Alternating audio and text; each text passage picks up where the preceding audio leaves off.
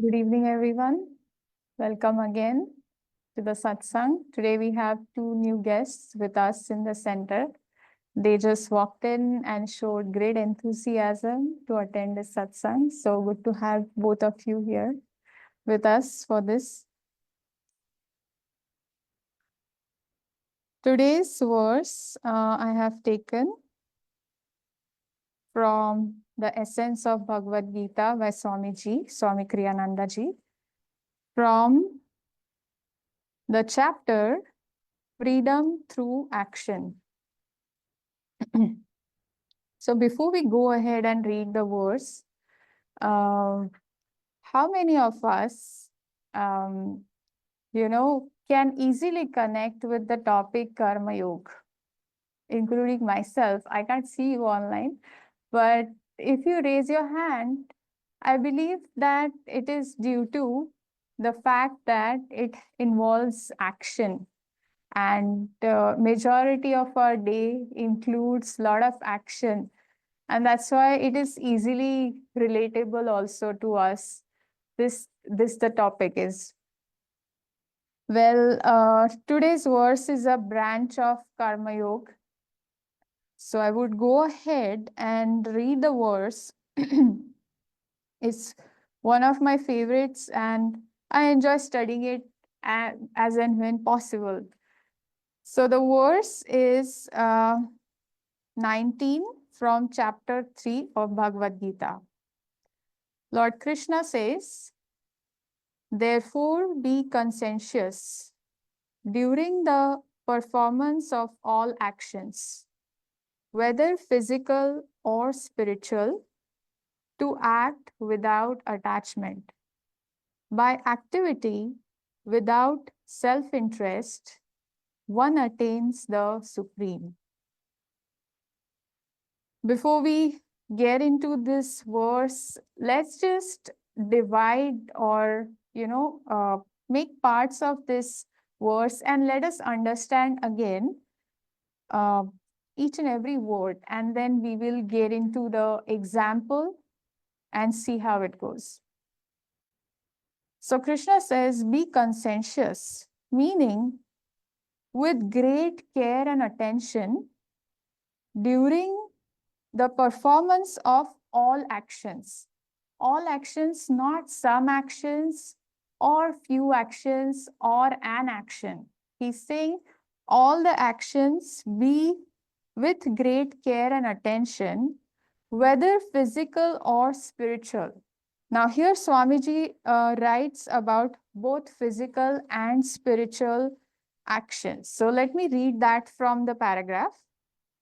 Swamiji says, physical actions are performed by engaging the life force on a material level of reality.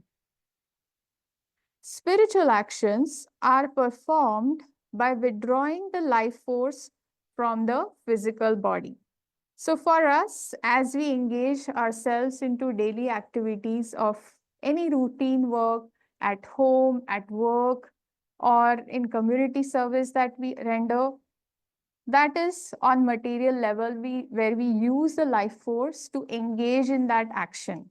Whereas the spiritual action, on the contrary, where we withdraw the life force, for us, specifically the Kriya Yoga, where we withdraw the life force in the spine and raise it at the Kutastha.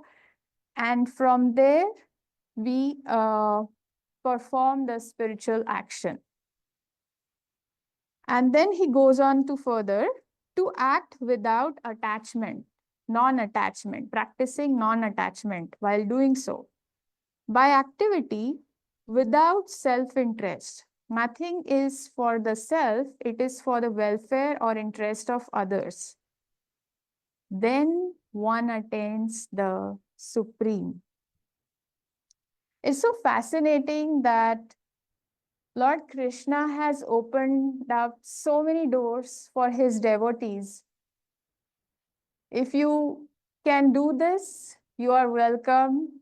I am keeping the door open, welcoming you. If you can't do this, I have another door open. You can do that and come to me. Isn't that amazing that as devotee, we go through different life phases and If we choose Karma Yoga as our path, Krishna has clearly given us the guidelines also, how to get there. But here the question is, where do we get lost in this entire process that clearly Krishna has mentioned? If you follow what I'm saying you through Karma Yoga, you will attain me. But in the between journey, we get lost. So here are two pitfalls. There are two common pitfalls which we will be discussing in this self-study. And we will also connect those two pitfalls with real life example, like practical example. And at the end, we will also see what changes can we bring into every action that we perform while doing so. And I'm sure Krishna will be happily waiting for us to receive at the door when we say that, yes, we want to change and we want to act according to your guidance. So going forward, the first common pitfall that we can discuss today in this reading is, where is the motivation? For every action, we need some motivation. Let's take an example of seva. For all of us, it's very common as a practical example. Let's take an example of that. And let's get deeper into it.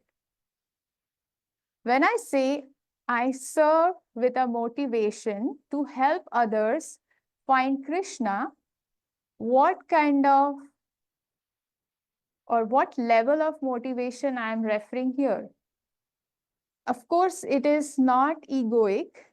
Here, Krishna would define that way, or Swamiji has put it into the related verses with respect to Karma Yoga, that whenever we do any action with any motivation, we have to ensure that it is coming from our higher self and not the egoic self.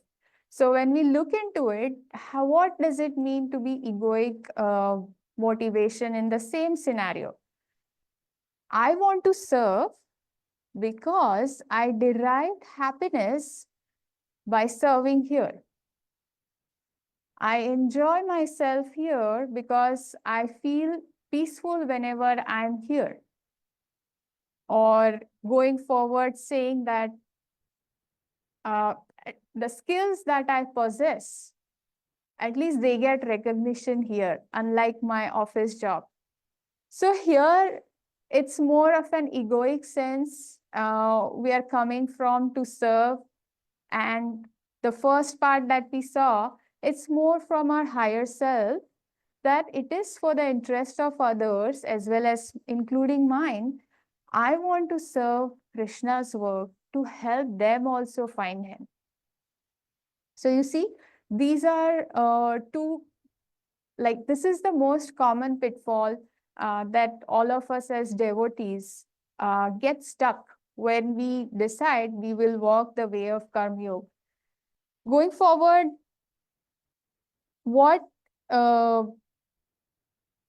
changes we need to bring in here that we have to see when we serve, and while doing so, I just want to refer back to a point.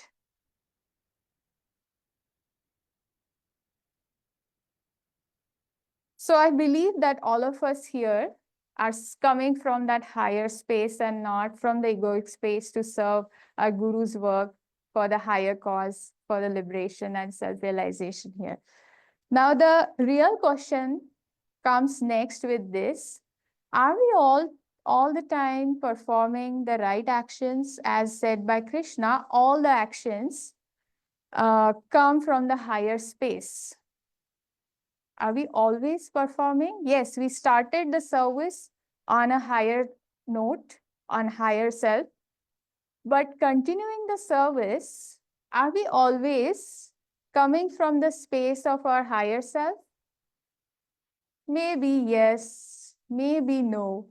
But here, we need not stress too much. Because as I said earlier, Krishna has opened us many doors. While going through the Bhagavad Gita, from time to time, from every chapter to chapter, he has opened up different doors for us. If you can't do this, you can attain me through this. If you still can't do that, you can attain me through that. So there is another verse which I won't go into reading or detail, but towards the end of Bhagavad Gita in 18th chapter, verse 66, he talks about complete surrender. So if we are stressing out too much, oh, am I serving from my higher self? Every action I'm checking in, it's getting too much stress.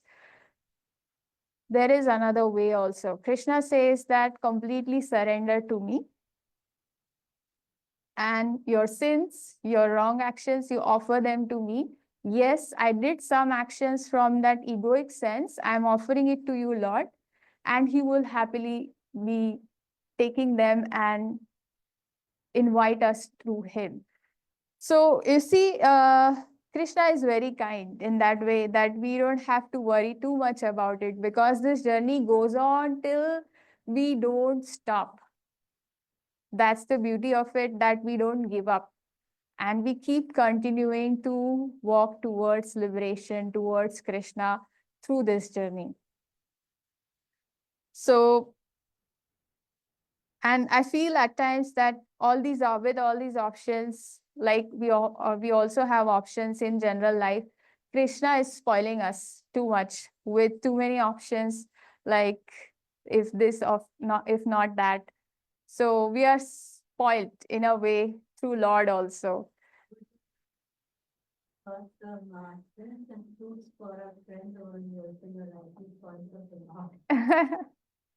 Yes. And if we choose, if we look at the real life example of a karma yogi, who can we think of here? I would say our guru, Paramhansa Yogananda, none other than thing I can think of right now, who took birth for the interest of the mankind. And I'm just paraphrasing his words, that he will keep taking birth again and again until one stray brother is left behind to seek the kingdom of God. So isn't that enough for us to seek as an inspiration from our guru, who has been the greatest karma yogis we know of, and derive that inspiration from him and take it forward to the next step at a time. Going forward so we looked into the first pitfall, which is, where is the motivation coming from, whether it is ego or it is our higher self. And we also tackled and we thought through how we can overcome that. Now, the next pitfall here in this process comes the attachment.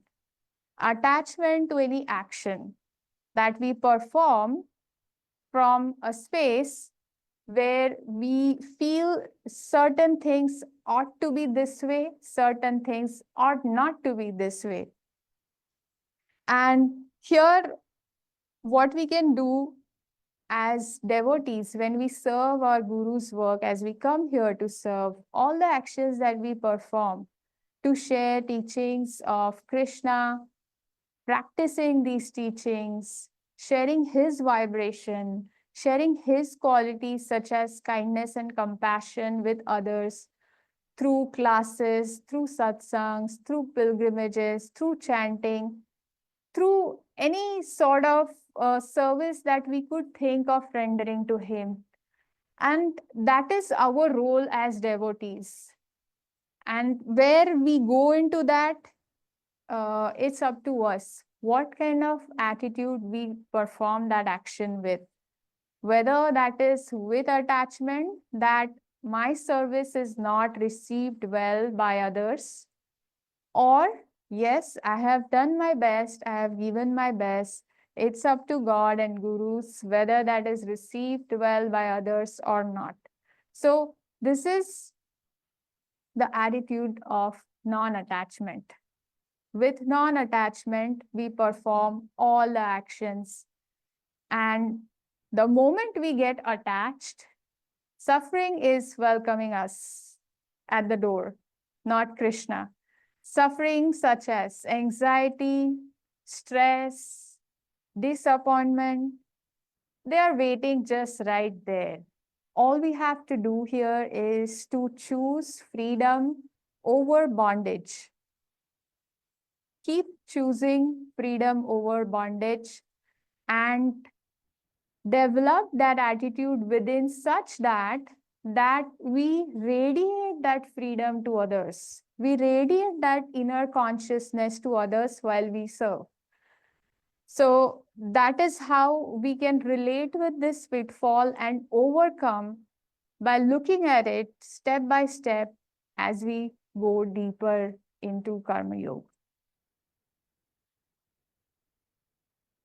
So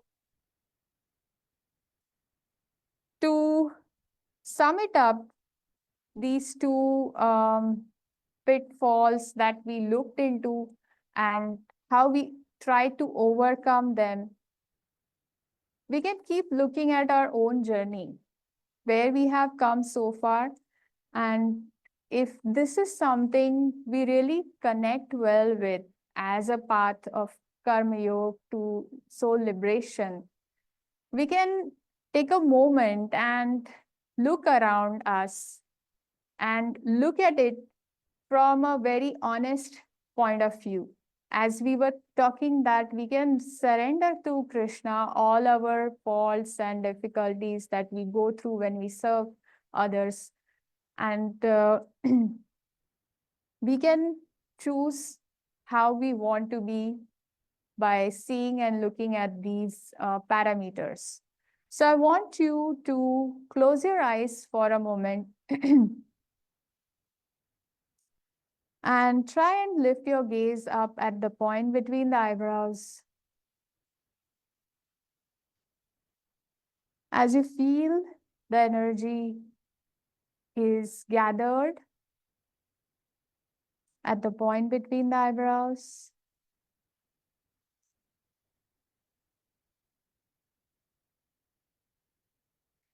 ask yourself,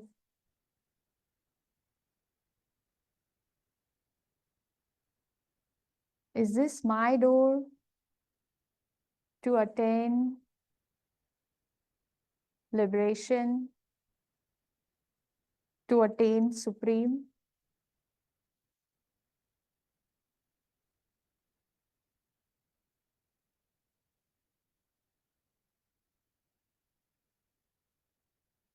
What do you feel in your heart?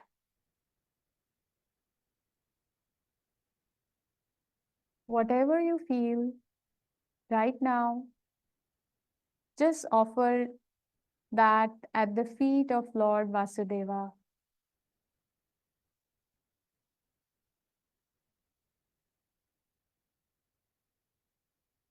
Seeking His guidance, His teachings, and going deeper into them.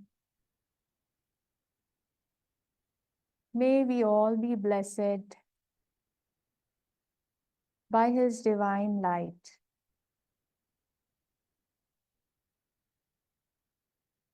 Om Shanti Shanti Shanti. Thank you, everyone.